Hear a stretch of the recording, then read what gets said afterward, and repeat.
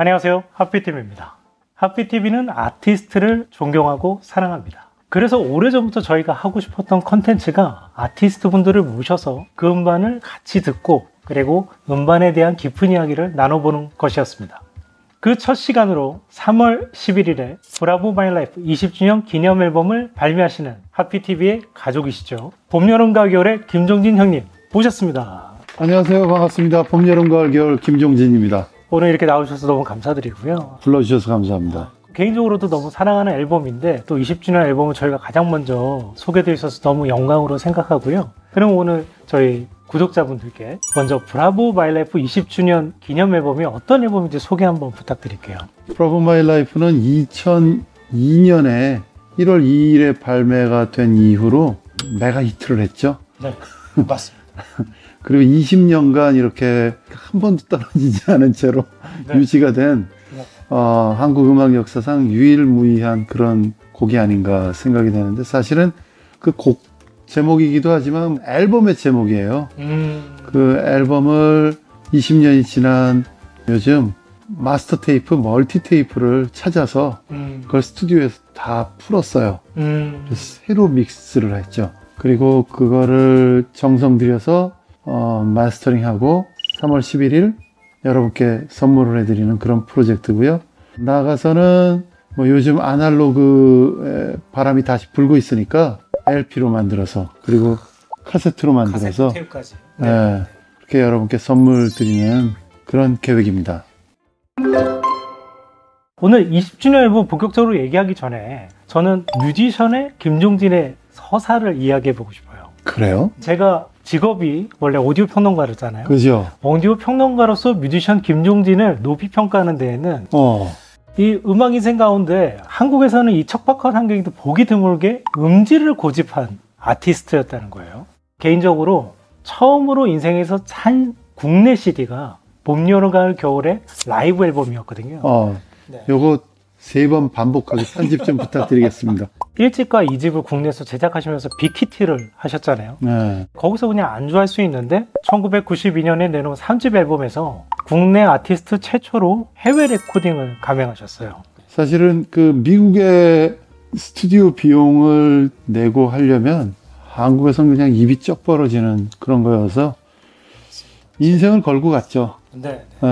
미국 뉴욕의 맨하탄에서 차를 타고 1시간 정도 가면은 화이트 플레인즈라고 하는 굉장한 부촌에 있는 스튜디오, 에크미 스튜디오를 2달 동안 풀 부킹을 하고 그때 패션이 좀 그랬어요.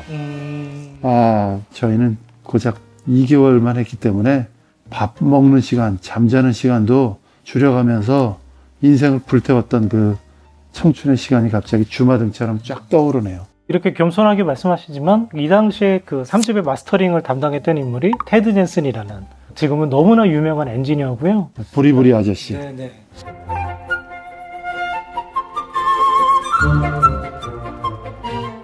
이후에 이제 뭐 한국에서도 서태지 앨범이나 윤상 씨 앨범을 하면서 좀 알려지긴 했지만 그래요? 형님을 한 이후에 이제 후배들이 그분에게서 마스터링도 하고 국내에서 잠깐 유명했는데 거기 되게 비싼데 어떻게 했지? 그러니까요. 그분이 계시는 스털링 사운드가 지금은 BTS의 음악을 하면서 전 세계에서 지금 가장 인기 있는 스튜디오가 됐습니다. K-팝의 뿌리라니까요. 봄, 여름, 가을. 그러네요. 네.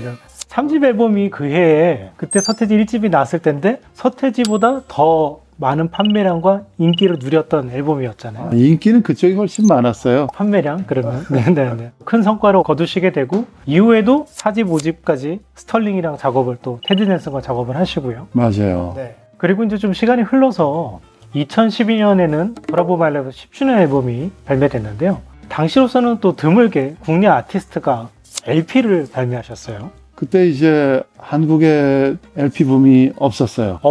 그러니까 90년대 초반까지 아티스트들이 한국에서 LP로 음반을 내다가 영맥이 끊겼다가 LP 붐이 다시 시작되기 직전에 2012년 그런 때거든요. 그 당시에는 한국 아티스트들이 그 LP를 내지 않을 때였는데 보기 드물게 10주년 앨범을 또 해외에서 LP를 또 제작하셔서 발매를 하셨어요. 네. 하여튼 저희가 생각해도 좀 도른애들인 것 같아요. 그 앨범이 이제 200장만 딱 한정으로 발매됐었는데요. 순식간에 당연히 판매가 됐죠. 그런데 깜짝 놀랄 만한 거는 10년이 지난 지금 이 LP 중고 가격 알고 계십니까? 이 LP의 거래 가격이 무려 200만 원이 넘습니다. 그러니까 사실 200만 원 이상이어도 가지고 계신 분들이 내놓지 않기 때문에 거래가 아예 안 되고 있어요. 부르는 게 값일 정도로 그렇게 하고 있는데, 참 그런 점에서 우리 봄, 여름, 가을, 겨울 팬들한테 참 고맙습니다. 이 자리를 빌어서. 이 구할 수 없는 LP를 오늘 저희가 보여드릴 텐데, 형님께서 200장 중에 1번과 200번을 미개봉으로 소장하고 계세요. 우리는 네. 1번과 200번이라고 부르질 않고 네. 알파와 오메가라고 부릅니다. 처음과 끝. 이제는 이거는 금액을 아무리 줘도 구할 수 없는 앨범이 됐어요. 그리고 이듬해 2013년도에는 또 세계 최초로 MQS 고해상도 패키지 앨범을 발매하셨어요. 세계 최초인가요? 맞습니다. 그래서 제가 지금 이걸 갖고 있어? 네네네. 야, 제가 이건 소장각이다 하면서 제가 구매했던 건데요. 야, 이거 진짜 오랜만에 보네요. 그 당시가 이제 고해상도 음원으로 시장이 변화해가는 과정이었는데, 이때 이제 아이리버에서 아스테렌컬이라는 브랜드를 런칭하면서 MQS 앨범을 내놓게 됐는데, 그 첫 작품이 바로 봄, 여름, 가을, 겨울 앨범이었습니다. 너무 귀엽지 않습니까, 이거? 네. 여기에 또 머무르시는 것이 아니라 2015년에는 또 한 번 세계 최초로 돌비 애트모스 공영 라이브 블루레이를 발표하셨어요. 맞아요.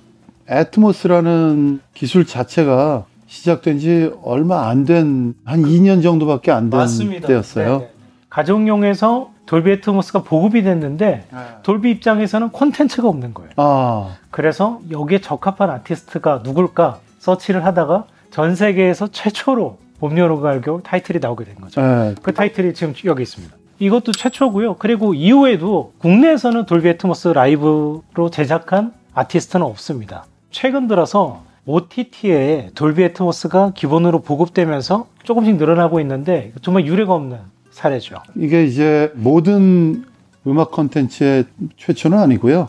스튜디오에서는 그 메탈리카가 먼저 하셨던 걸로 알고 있고, 제 생각에는 이게 돌비 애트모스는 라이브를 구현하는데 정말 최적이다. 그 공연장의 높이, 그리고 뒷면의 유리, 뭐 그런 것들을 이렇게 돌아 들어오는 공간을 3D로 느낄 수 있기 때문에, 그래서 이걸 라이브로 하게 된 최초의 뮤지션이라는 게 정말 큰 영광이고요. 저는 이제 이렇게 물리매체로만 남아있는 게 안타까워서 이렇게 좋은 콘텐츠를 뭐 디즈니 플러스나 넷플릭스에서 좀 볼 수 있으면 좋겠다 라는 생각을 가지고 있습니다. 제가 중간에 이렇게 연결해 드릴 수 있으니까 관계자분 저한테 연락 주세요. 저희가 부티크라는 점 꼭 잊지 마시고요. 아무나 온다고 뭐 이렇게 드리는 건 아니에요. 네. 정리해보면 국내 아티스트 최초의 해외 레코딩 제작, 그리고 국내 최초의 라이브 앨범도 빼놓을 수 없고요. 그리고 세계 최초의 MQS 앨범, 그리고 여기 보시는 세계 최초의 돌비 애트모스 라이브 블루레이까지 전 세계에서도 유례없는 사운드적으로는 도전에 감행한 아티스트가 아니셨나 생각합니다. 그때 6집을 발표를 하고 한 7년 정도 앨범이 안 나왔었어요. 맞습니다. 네. 말하자면은 일종의 그 침체기였다고 볼 수가 있죠. 그리고 다시 앨범을 작업을 할 때 뭐 의도적인 건 아닌데, 우리는 항상 최고의 것을 하고 싶었고, 그래서 7집을 발표할 때 브라보 마이 라이프의 배경은 98년도에 IMF가 와갖고 거대한 성을 구축했던 한국이 완전 무너져 내리는 그런 아픔을 느꼈거든요. 우리는 퓨전 재즈, 퓨전 뮤지션이었기 때문에 드래곤볼 퓨전, 그래서 헝가리를 가서 무너져 내린 성을 섭외를 해서 거기에서 연주를 하고 레코딩을 했어요.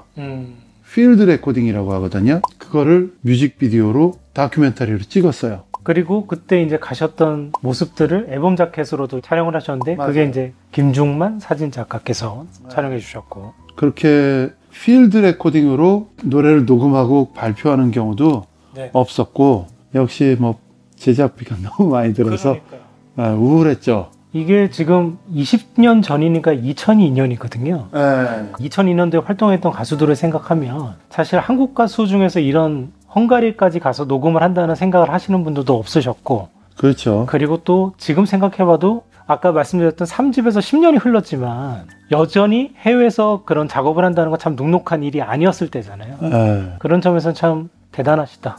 감사합니다. 그 저희는 음반을 대량으로 판매하는 그런 류의 사람들은 아니에요. 말하자면은 부티크라고 할 수가 있죠. 네. 이렇게 부티크의 마음으로 제작하신 앨범이 대박이 났습니다. 브라보 마이 라이프가 정말 또 그 해에 7년 만에 내신 앨범이라고 믿을 수 없게 정말 빅히트를, 메가히트를 기록하시게 돼요. 그래서 브라보 마이 라이프가 또 그 해에 가장 많이, 심지어 2002년에 월드컵이 있어서 오필슨 코리아 같은 응원곡들이 있었는데 그 곡들보다 방송에서 더 많이 플레이가 된 곡으로 꼽히게 됩니다. 히트를 한 나머지 브라보 마이 라이프가 하나의 브랜드가 되죠. 공명을 딴 라디오 프로그램도 진행하셨고 그리고 영화도 나오게 되고요. 그쵸? 그리고 책도 나오게 되고 맞아요. 네, 각종 광고에 쓰이면서 또 하나의 브랜드로 자리를 잡아요. 마침 그때 이제 IMF 힘든 시기를 겪고 우리가 다시 무릎에 힘 좀 주고 앞으로 나가자 라고 하는 사회적인 분위기가 있었거든요. 그때 아마 하늘에서 그런 곡을 이렇게 저한테 좀 불러라 그러고 내려주신 게 아닌가. 저희는 그런 앞으로 나갈 수 있는 힘을 주는 음악을 만든 도구로 쓰인 게 아닌가 그런 생각이 들어요.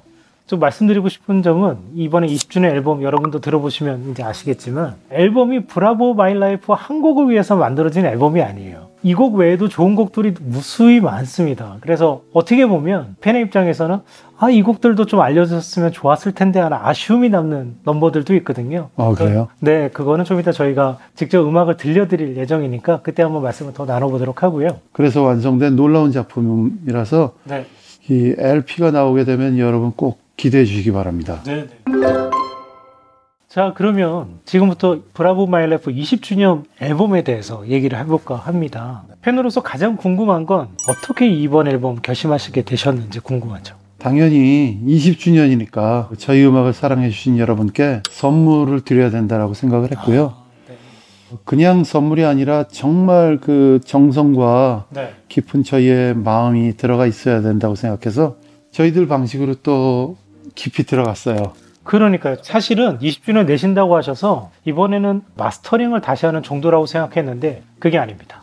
음반 작업을 보통 이제 간단히 얘기하면 레코딩, 그리고 믹싱, 마스터링이거든요. 보통은 마스터링만 다시 해서 리마스터링이라는 제목으로 이제 앨범을 내는데 형님 같은 경우는 이번에 믹싱을 아예 새로 하셨어요.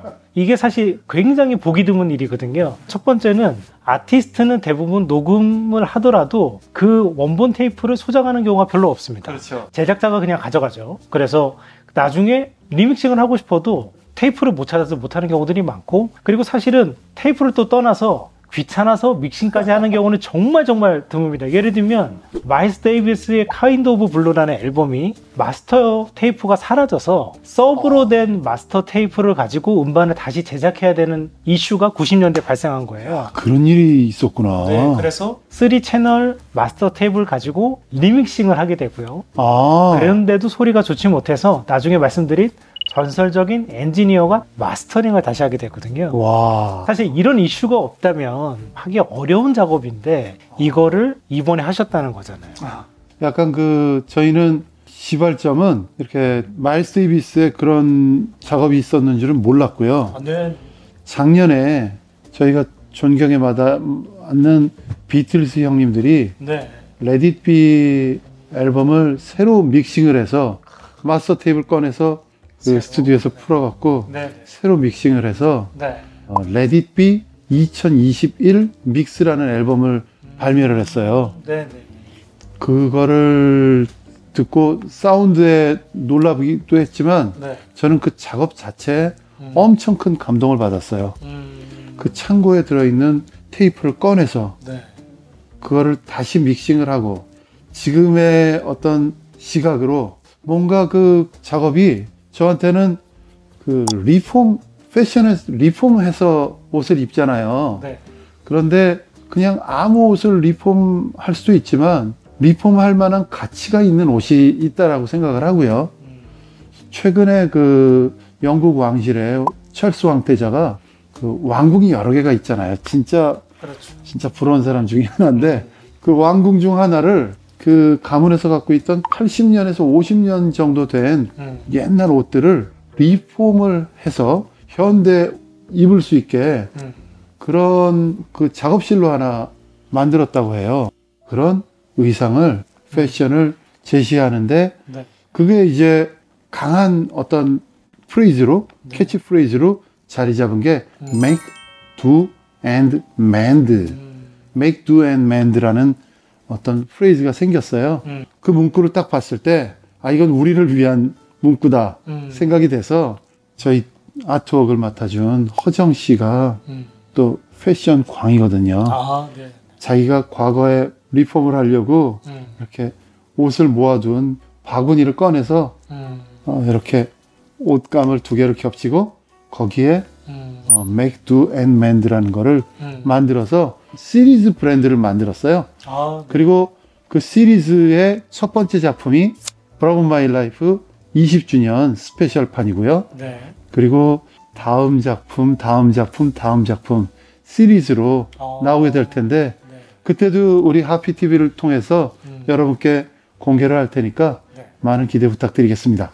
저는 이 생각이 든 게 뭐냐면 20년 전에 녹음을 이미 기가 막히게 했다. 그래서 그런 데이터가 있으니 지금 믹스를 다시 하고 마스터링 하는데 충분히 활용할 수 있는 데이터고, 그리고 아까 저는 사실은 형님이 초대해 주셔서 여러분들보다 먼저 믹스가 마친 음악을 들어볼 수 있는 기회가 있었는데 저희 스튜디오에도 왔었고요. 네. 저희 집에서도 또 들었죠. 그죠?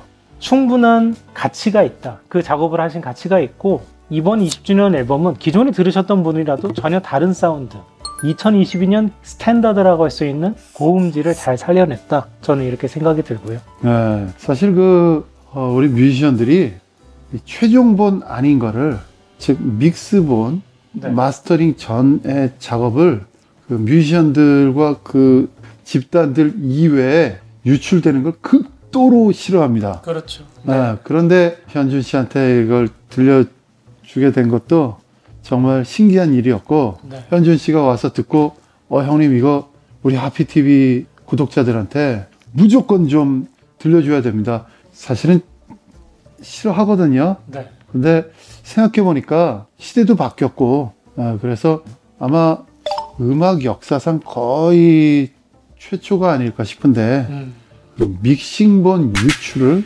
하피TV에서 하게 되는 것 같아요. 이야, 여러분들이 지금 이 영상을 보시는 때에는 스트리밍 사이트를 통해서 감상하실 수 있겠지만, 믹싱을 마친 정말 따끈따끈한 원액 같은 이 음원은 하피TV에서만 감상하실 수 있습니다. 네. 저희가 아까 LP 이야기를 했기 때문에 이번 20주년에 LP에 대한 관심이 지금 뜨거우실 거예요. 형님이 이제 이번 앨범은 이런 사람들하고 작업할 거야 라고 했을 때 정말 뜨악했던 인물이 한 분 계세요. 그래요? 네. 이번 앨범의 마스터링 엔지니어로 정말 전설적인 인물과 작업을 하셨습니다. 그 인물이 어떤 분인지 소개해 주세요. 버니 그룬만이라고요. 여러분 그 음악 좋아하시는 분들이 하피TV 구독하고 계실 테니까 네. 전설의 명 사운드, 스틸리 댄의 에이자 앨범, 네. 그리고 마이클 잭슨의 스릴러, 프린스의 퍼플 레인, 네. 퍼플 레인. 그거 말고도 네. 카펜터즈, 캐롤 킹의 앨범, 제임스 테일러, 네. 그리고 여러분 너무 좋아하시는 I want to stay just a little bit longer. 그리고 많은 분들, 전설의 명반들을 마스터링하고 네. 특히 LP의 시대에 네. 그거를 직접 최고의 명반들을 네. 커팅을 해주신 네. 버니 그룬만이라는 전설의 명 마스터링 엔지니어, 네. 커팅 엔지니어신데 지금까지도 최고의 전설로, 살아있는 전설로 불리우시는 분이에요. 제가 아까 말씀드렸던 마일스 데이비스의 카인드 오브 블루 앨범을 1995년에 마스터링으로 되살려내신 분이 바로 버니 그룬트만. 그러시구나. 네. 근데 이분이 연세가 있으신데 지금도 최고의 엔지니어로 활약을 하고 계시고요. LP가 부활하면서 그 능력을 더욱 인정받아서 일본에서는 프리미엄 LP, 고음질의 LP라고 할 때는 앞에 버니 글론드먼의 마스터링이라고 쓰여 있을 정도예요. 네. 그리고 여러분들이 LP 제작 공정에 대해 요즘 관심이 많으실 거예요. 이제 어떤 순서로 이게 저한테서 여러분한테 음악이 도달되냐면요.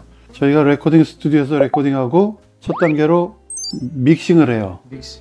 그리고 믹싱본을 이제 AR이라고 하는데 AR 파일은 마스터링 스튜디오에 보내면은 마스터링 스튜디오에서 기본적인 마스터링을 해요. 그걸 프리마스터라고 한다고 하더라고요.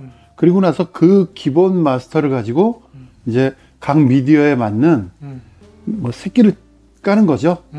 그래서 CD를 만들겠다 그러면 CD 오서링을 하는 거고, 네.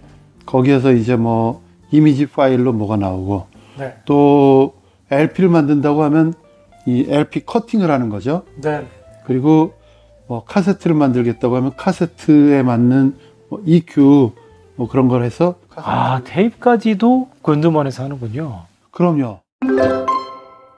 LP에 관해서만큼은 네. 조금 더 구체적으로 말씀드리면 이게 굉장히 재밌어요. 그러니까. 네. 이제 버니 그룹만 형님의 그 스튜디오를 이렇게 보면은 마스터링을 해요. 네. 근데 그 뒤에 기가 막히게 생긴 LP 커팅 머신이 있어요. 거기에서 네, 직접 커팅을 딱 올려놓고 그 형님께서 하더라고요. 맞습니다. 네. 그래서 이게 참 중요한 건데, 여러분, 커팅이 뭐냐면 아무것도 없는 판에다가 소리를 여기에 입히는 거예요. 판에. 그렇죠. 그래서 이거를 어떻게 깎느냐에 따라서, 어떻게 커팅하느냐에 따라서 음질이 천차만별이 됩니다. 맞아요. 네. 락커조차도 이제 그걸 깎으려면은 좀 말랑말랑한 상태에서 깎아야 될 거 아니에요. 그렇죠. 그리고 그걸 잘 깎고 나서 네. 한 4시간 지나면은 네. 그게 완전히 굳어버린대요. 그러니까 사실은 뭐 이치적으로 그럴 거 아니에요. 네. 마스터링 엔지니어가 황금기와 황금의 손으로 그걸 깎았어. 그럼 깎았을 때 굳기 전에 그게 가장 좋은 소리의 상태일 거 아니에요. 그러니까 제일 가까운 이 공장, 또 버니 그룹만 그 마스터링 스튜디오에서 차 타고 1시간 정도 가면은 네. RTI라고 하는 네. 세계 최고의 또 공장이 있대요. 거기에 빨리 보내서 네. 4시간 안에 굳기 전에 그거를 스탬퍼라는 걸 찍어요. 스탬퍼를 찍죠. 스탬퍼는 실제로 그 LP를 찍어낼 수 있는 머더 같은 그렇죠. 건데, 맞습니다. 그 스탬퍼는 보통 한 LP 500개에서 한 1000장. 스탬퍼 하나에 LP 500장에서 1000장 정도만 찍을 수 있는 거예요. 그렇죠. 하나에는. 네. 그런 식으로 그 4시간 안에 만든 스탬퍼로 바이닐을 만들었을 때 네. 그걸 우리는 초반이다. 그렇죠. 퍼스트 에디션이다 라고 부른다라는 거죠. 그 초반이 이제 음질이 좋다고 선호하는 분들이 계시죠. 그 과학적인 이유가 네. 바로 그거더라고요. 그래서 이제 말씀드리자면 그룬드먼에서 마스터링이랑 커팅을 하시고, 그리고 그 이후에 RTI라는 곳에서 그렇죠. 스탬퍼를 제작해서 이 스탬퍼를 가지고 이제 사실 일본으로 보내서 일본에서 최종 LP를 제작하게 되는 프로세스인 겁니다. 네. 그 일본 공장도 특히 RTI와 협약이 맺어져서 네. 그 RTI 제품을 가장 잘 프레스할 수 있는 정말 고음질, 요번에도 물론 180g 중량반으로. 아, 이번에도요? 아, 요즘 또 180g 하는 데가 의외로 많지 않은데 더블 LP니까 좀 묵직할 거예요. 기대됩니다. 그러면 정리해보면 이번 브라보 바이라이프 20주년 앨범은 디지털로는 스트리밍으로 들을 수 있는 MP3나 AAC 파일이 이제 스트리밍 사이트에 가게 되고요. 네, 버니 그룹만 마스터링이고요. 그렇습니다. 그리고 CD를 발매는 하지 않으십니다. 이번에는 안 하시는데 극소량반 이제 프로모션용 CD를 비매품으로 200장을 찍게 되시는 거고요. 그리고 사실은 이제 디지털 마스터링을 24비트 192kHz로 하시지만 이 음원은 형님이 꼭꼭 감추고 계세요. 언제 나중에 공개하실지 모르겠습니다. 저는 너무 듣고 싶은데. 그리고 아날로그로는 LP와 테이프로 발매를 하시게 되는 거죠. 그렇죠. 바이닐 2000장 한정이고요. 아, 2000장. 2000세트라 그래야죠. 더블이니까. 네, 맞습니다. 실제 LP는 1800개, LP 200개와 카세트 200개는 스페셜 패키지로 해서 스페셜 박스 세트. 사인반으로 해서. 그게 정말 탐나네요. 네. 이번에도 또 200장밖에, 사람들이 가장 구하고 싶은 거는 200장밖에 찍지 않는다는 사실. 부티크니까. 이 앨범이 너무 기대가 되고요. 디지털 음원은 이 방송을 보시는 일주일 후인 3월 11일 정오에 공개가 되는데요. 그런데 아까 말씀드렸듯이 LP와 테이프는 제작 공정 때문에 발매 시가 좀 늦어질 수밖에 없습니다. 그래서 언제 발매가 되나요? 10월 발매 예정입니다. 10월 발매 예정. 저희가 이 LP의 음질이 너무 기대가 되거든요. 그래서 그때 발매 전에 LP를 다시 한번 하피TV에서 소개를 해드리거나 만약 그때 시국이 지금보다 건강해진다고 하면 그렇죠. 종진형님과 함께 LP 음악 감상에 지금 생각해보고 있습니다. 기대됩니다. 네. 우리 구독자분과 그 다음에 북유럽 가별 팬분들 모셔서 한번 LP 음질을 만끽하는 시간을 한번 기획해보고 싶은데요. 시간이 좀 허락했으면 좋겠고 만약에 아니더라도 저희가 LP만 별도로 한번 영상을 다시 한번 소개해드리도록 하겠습니다. 꼭 그럴 수 있으면 좋겠고요. 네. 그렇게 된다면은 판매반이 아닌 저희의 소장반으로 따로 준비해 놓는 것들이 있거든요. 네. 그 중에서 또 하피TV 음악 감상에 오신 분들께 네. 쏘겠습니다. 우와. 그리고 네. 이것도 갑자기 마음이 동해서 그런데 네. 극소량 제작한 프로모셔널 CD 있거든요. 아까 말씀드렸던 비매품 못 구합니다. 그것도 못 구하는 거니까 더 난리가 날 것 같긴 한데 네. 그것도 미니어처 LP 형태로 네. 저희가 LP 껍질을 네. 패키지를 또 신경 쓰거든요. 네. 그래서 그 게이프 홀더로 만들고 그거를 이렇게 친환경 페트로 이렇게 감싸서 만드는 그런 방식으로 LP를 만드는데 그걸 미니어처로 홍보 CD를 만들거든요. LP 자켓의 디자인을 미니어처로 CD에 담으신 거군요.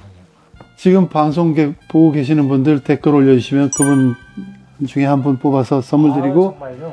2편 나가죠. 네. 2편에 2개 쏘겠습니다. 총 합해서 2장을? 아니 3장. 2편엔 2장? 오늘 1장, 2편에 2장. 1편엔 1분을, 2편엔 2분을 저희가 뽑아서 비매품 CD를 형님의 사인과 함께 저희가 보내드리도록 하겠습니다. 그래서 이 영상 보시는 분들 댓글 많이 남겨주시고요.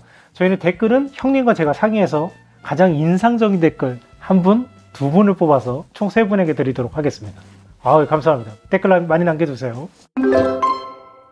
여러분이 불끈 달아오셨을 댓글 이벤트 소식과 함께 1편의 영상은 여기까지 마무리하도록 하겠습니다. 저희가 2편에서는 믹싱이 끝나고 난 직후에 어디서도 들을 수 없는 음원을 랜선 감상회로 준비를 했습니다. 2편에서는 저희가 가지고 있는 하피TV 오디오 시스템을 통해서 좋은 음질로 여러분들에게 들려드릴 예정이니까요. 일주일 후 2편 영상 기대해 주시길 바랍니다. 그럼 그때까지 여러분 꼭 건강해 주셔야 되고요. 기대해 주시기 바랍니다. 인사드리겠습니다. 감사합니다.